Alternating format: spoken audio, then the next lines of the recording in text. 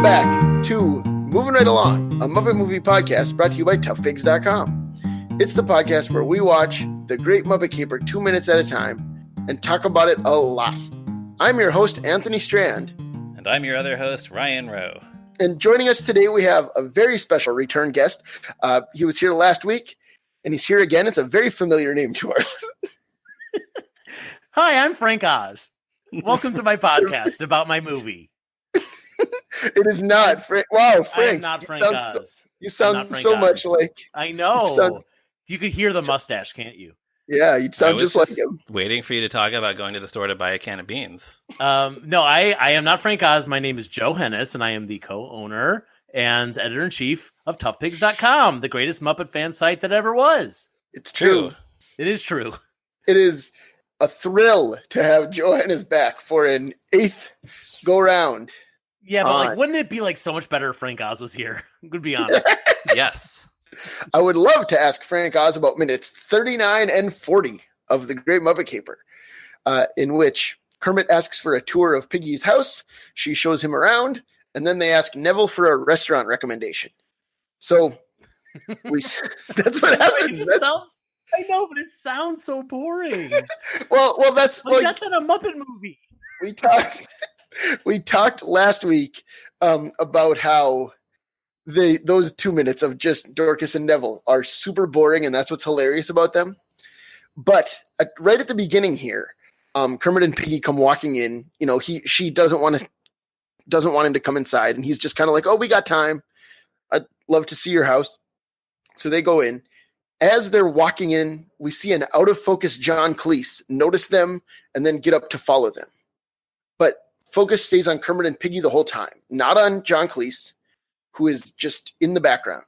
And to me, it's like a sign that this is the Muppet, that this is a Muppet movie again, that the John Cleese movie of the past several minutes is over. He's a background player now. Kermit and Piggy have reclaimed it, just like they did with Mel Brooks in the last movie. Yeah, that's an interesting take. I just love the way that shot is composed, and they go past him, and you don't even really see him at first because he's out of focus in the background, and then after Kermit and Piggy have passed by him, that's when you kind of notice him. And I don't know if you guys talked about this before with John Cleese's debut in this movie, but one thing I really love, and that shot actually is a really good example of this, is the fact that everything else that I've ever seen John Cleese in, he is the loudest, craziest character. He screams, even on his Muppet Show episode, the whole thing is him basically screaming and making his eyes as large as possible. And here it's not only is he boring and old, but he's out of focus, and we kind of don't care what he's doing right now, which is fascinating to me. That's it's such a turn for that types that he usually plays.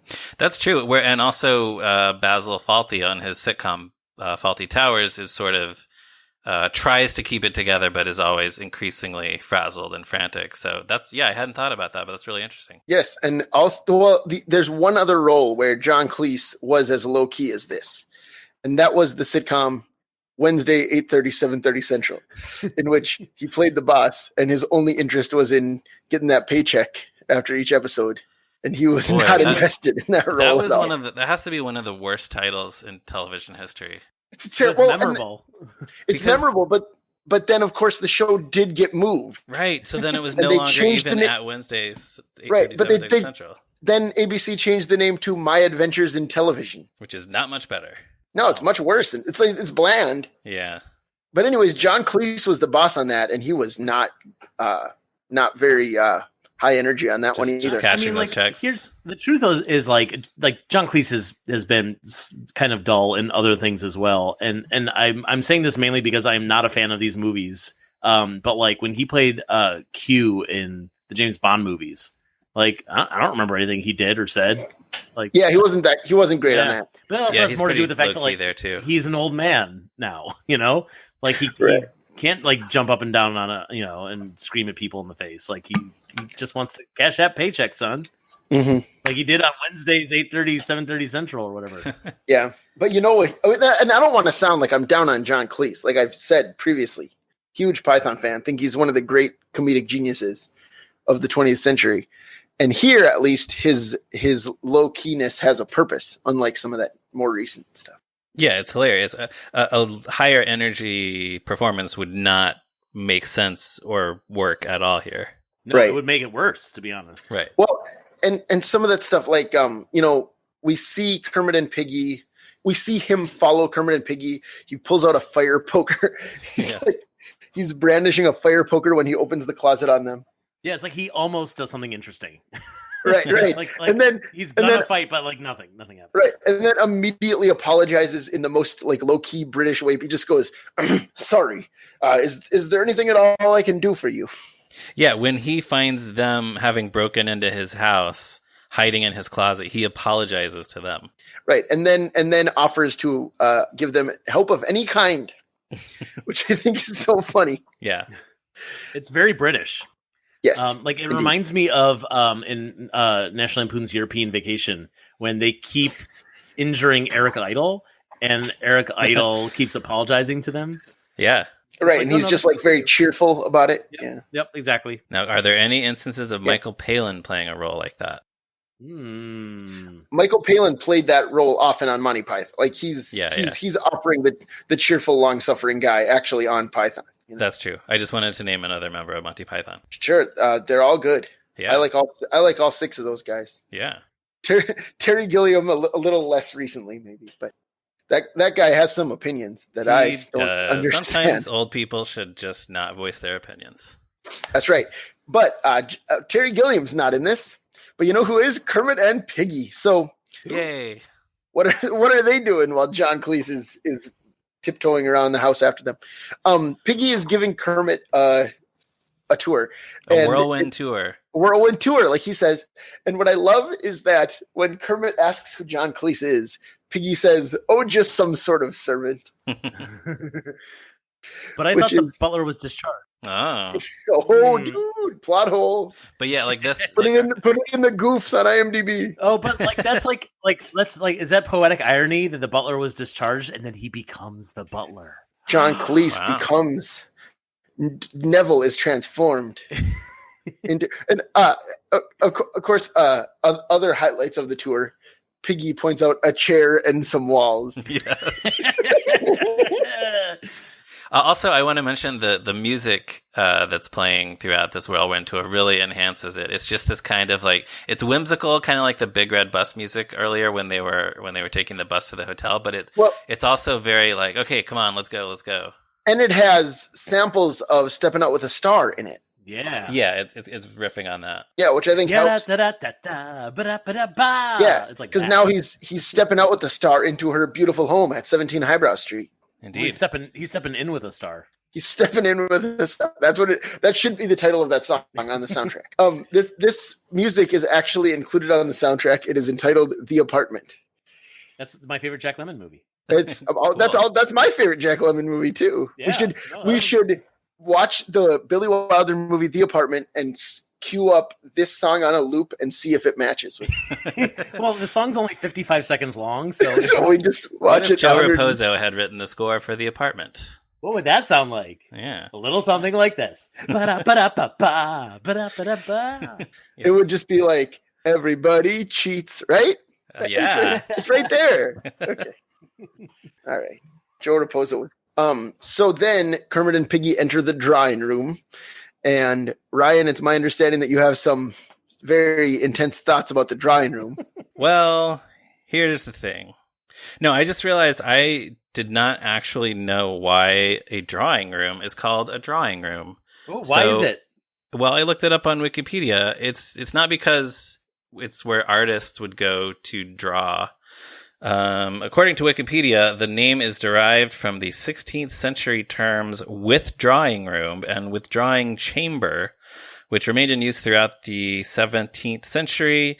As a room in which the owner of the house, his wife, or a distinguished guest who was occupying one of the main apartments of the house could withdraw for more privacy. So, we've sort of established that Neville and Dorcas, nobody really comes to visit them. It's just the two of them. So they don't really need a drawing room. Their whole house is a withdrawing room. Right. But there it is. So I learned something today. Fascinating. That all I had written down on my notes is, "What's a drawing room?" And you answered the question. I just answered Ryan, it. You did. Ryan knows well, and I guess as long as we're talking about this kind of stuff, we're kind of hopping around anyways. They ask Neville for a recommendation of a restaurant, and he says the Dubani Club. That's not so much a restaurant, more of a supper club. So I was wondering what the difference is between a restaurant and a supper club. Oh yeah. So I looked that up, and apparently, supper clubs offered live music or entertainment, and restaurants just served food. Okay. So that's which fits with what we see later, where they are in an based on what establishment. we're about to see, I would assume a supper club is more expensive, also. Sure, yeah, but yeah, it was that they offer live music or entertainment along with the meal. Yeah, You guys, I am like, no joke. This is the most educational podcast I've ever listened to. I'm learning so much. Take about that, why- how stuff Why works. certain rooms are called certain things and other rooms are called other things. Yeah, welcome to the distinguishing one type of room from another podcast. Well, and last week we did 20 minutes on calf's foot jelly, so we're teaching all kinds of things. Yeah. And we also talked about the apartment, which has rooms in it. So, Ooh. all right. Indeed. So, anyways, he suggests the Dubani Club, and Miss Piggy says, "Thank you, Jeeves." So she calls him the butler, which we've established that the butler was discharged. But Jeeves, of course, is a reference to the Jeeves and Wooster stories by P.G. Wodehouse.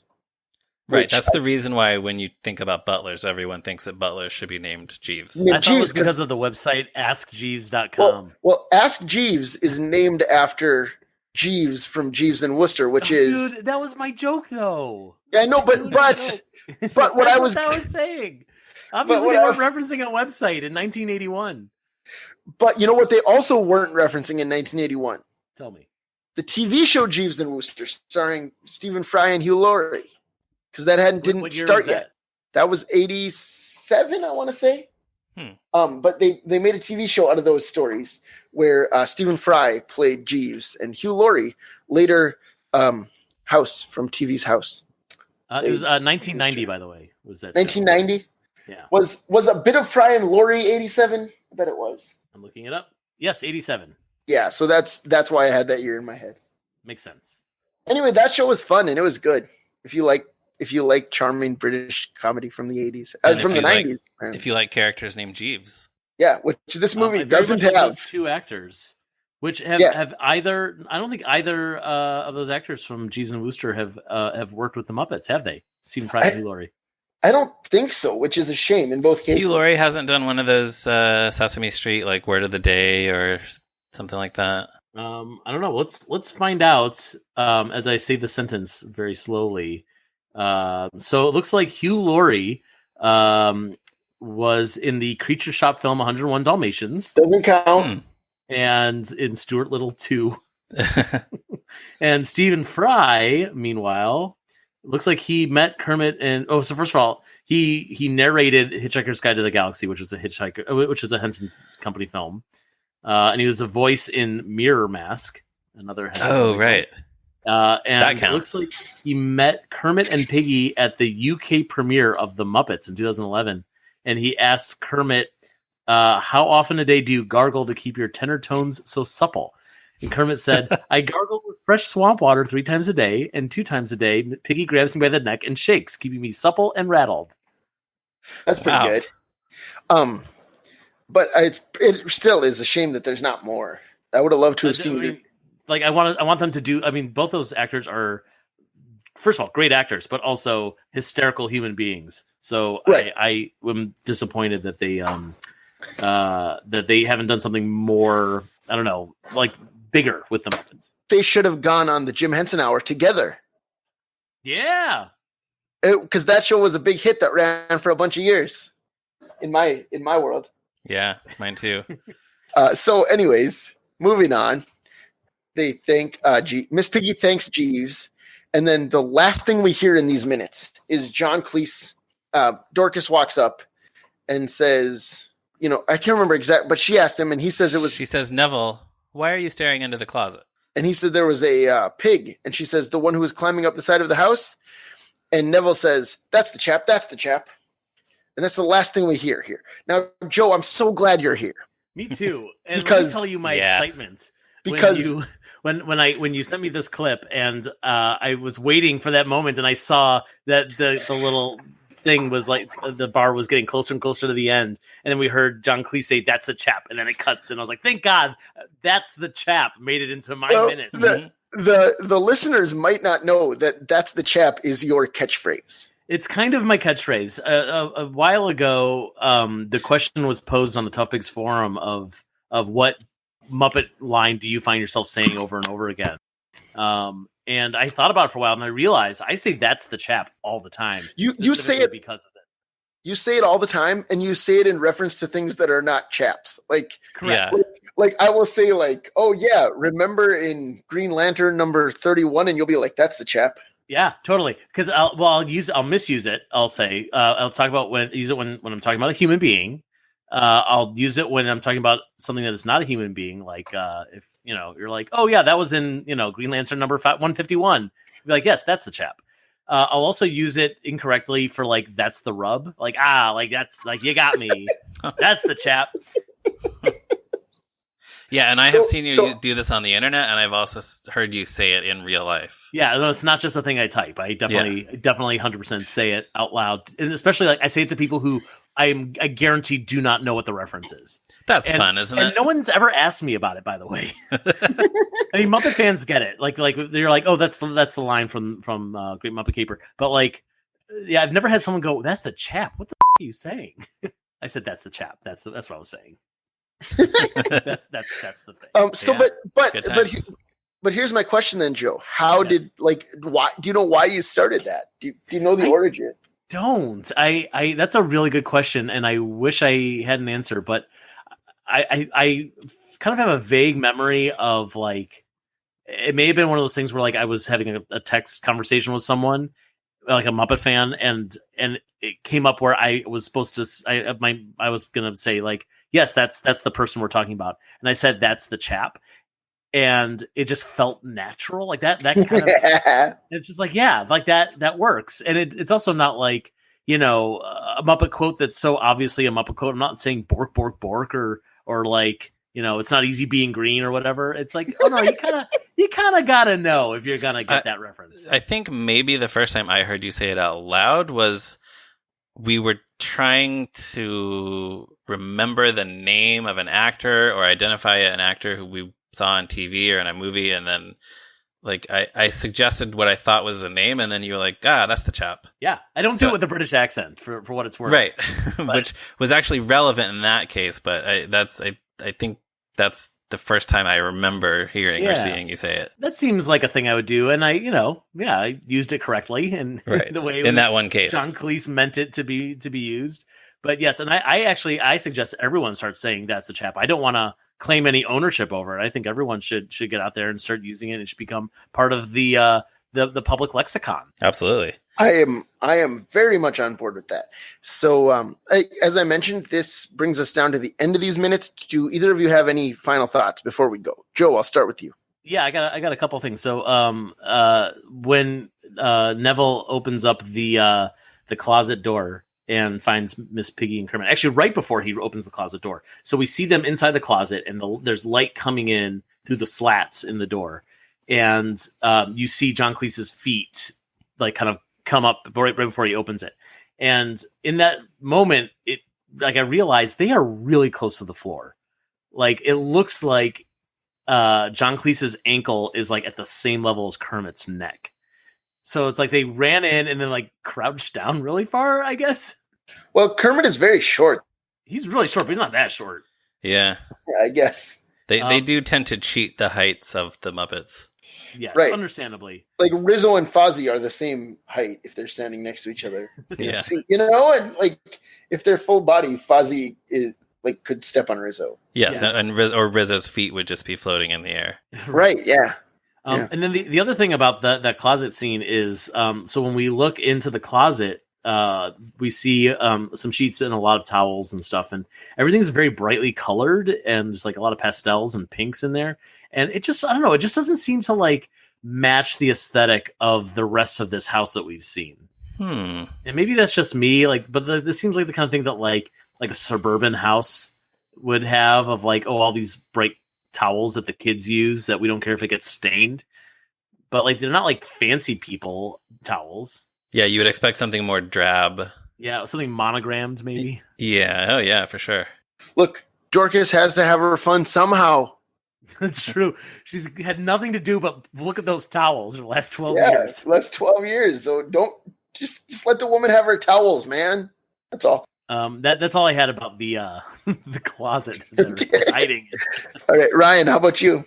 I have a few little things. When John Cleese is stalking them through the house, there's a moment where he opens a door very quickly and looks around, and then he looks up as if he thinks they might be on the ceiling. I just like that little bit of business. Yeah, that's good.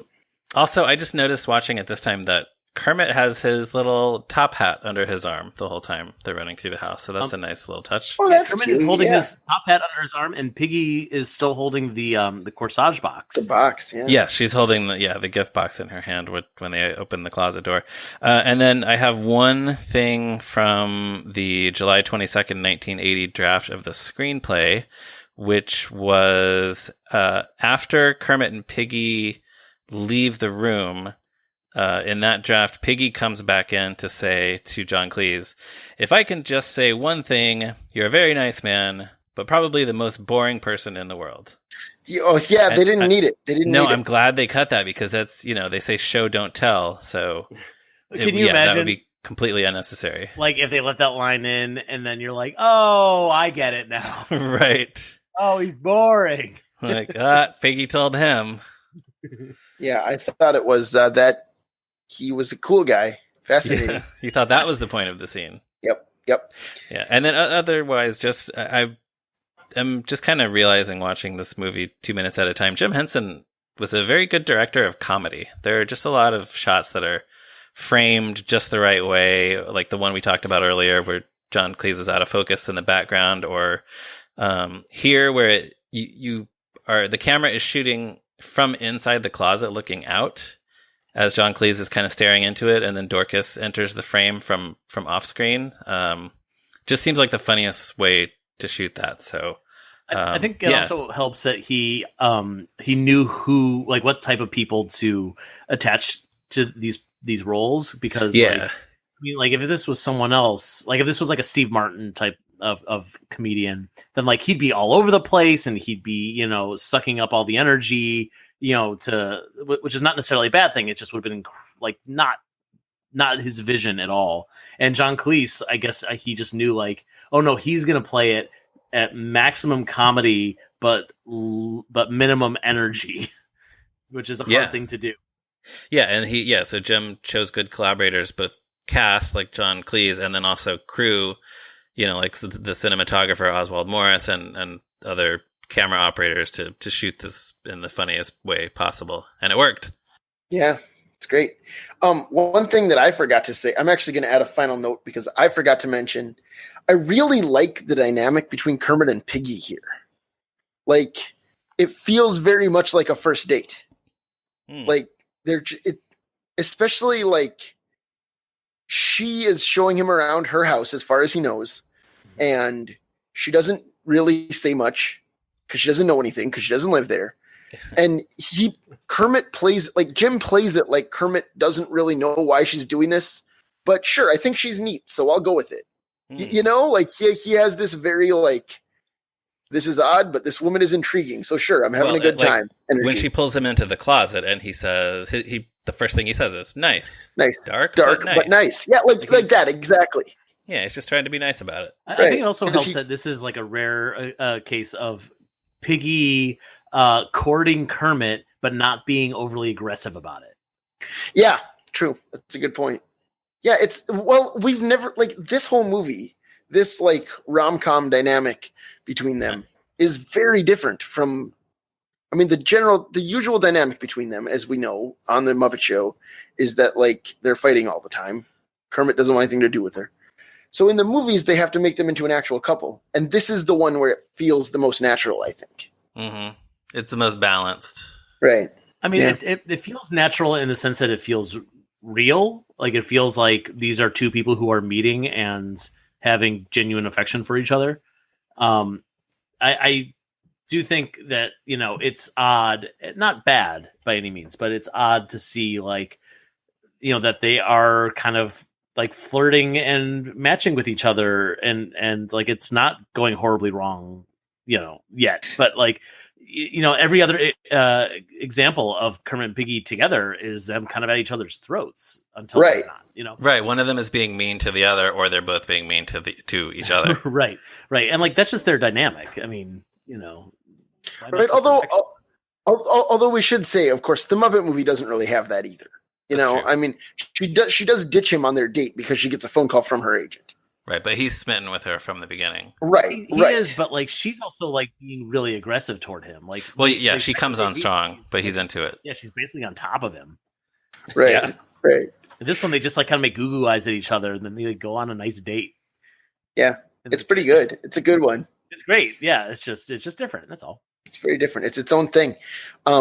So Joe, as you know from last year, one of the things we like to ask all of our guests is like, what's your history with the Great Muppet Caper? Do you remember the first time you saw it? I definitely don't remember the first time I saw it. I must have been pretty young. As you couldn't imagine, I was introduced to the Muppet movies at a very young age. But I have a very vivid memory of when those green clamshell VHS tapes came out, which I'm sure a lot of people are mentioning on this podcast. And my dad's friend Marty, who was like the guy who I accredit to making me a Muppet fan, because we used to watch like Sesame Street together every afternoon and stuff. And so he's like, I'm going to buy you one of them. And there were, you know, two of them that came out at the same time as the Muppet Movie and Great Muppet Caper. And he said, which one do you want? And like, I was a kid. I didn't really know, like I knew the movies, but I really didn't know them well yet. Cause I didn't have a way to watch them over and over again. And, I said, I want the one where they fly down on parachutes, because I remembered that scene. And so he bought me the Great Muppet Caper. So this was the first one, the first official copy of a Muppet movie that I owned. Not counting I had Muppet Sick Manhattan that was taped off of TV that I watched a million times. So that's my earliest memory of this movie. But yeah, I don't remember the first time I watched it. And the funny thing is that once I got my hands on the Muppet movie, which was soon after, and I could watch all three Muppet movies whenever I wanted, this was actually always my third favorite. And I think the big reason behind that was the fact that like I didn't understand most of the old movie references, because I did not grow up like knowing who Busby Berkeley was. Sure. Yeah. Like, and I don't know. It just like I have a huge appreciation for all those references now. But like for some reason it just like it paled in comparison to Muppet Movie, which still holds up as one of the greatest movies of all time, and Muppet Sick Manhattan, which, as I said, I watched it a million times over and over again. So like that's always going to have a place in my heart. And you know what? Great Muppet Caper is a close third, which is still a pretty great place to be. Right. Yeah. Thank you. Now that we know the definitive Joe Henna's ranking of the original Muppet trilogy, that brings it down to the end for today. So listeners, please check out toughpigs.com on the internet, Facebook, Twitter, all over the place. And please give us a positive review on Apple Podcasts or wherever you get your podcasts. You can follow me on Twitter at Zeppo Marxist. You can follow Ryan at me, Ryan Rowe. And Joe, remind us again where our listeners can find you online. I would love it if you followed all of the Tough Pigs social media accounts. But if you really want to hear what I have to say from my own fingertips, you can follow me on Twitter at Joe Hennis. I do it. It's good. I recommend it. Thanks. All right. So listeners, remember also to tell all of your friends about this show and to join us again next week for another episode of Moving Right Along. Goodbye. All right, 8 episodes. Catch up to that, Eric Adams.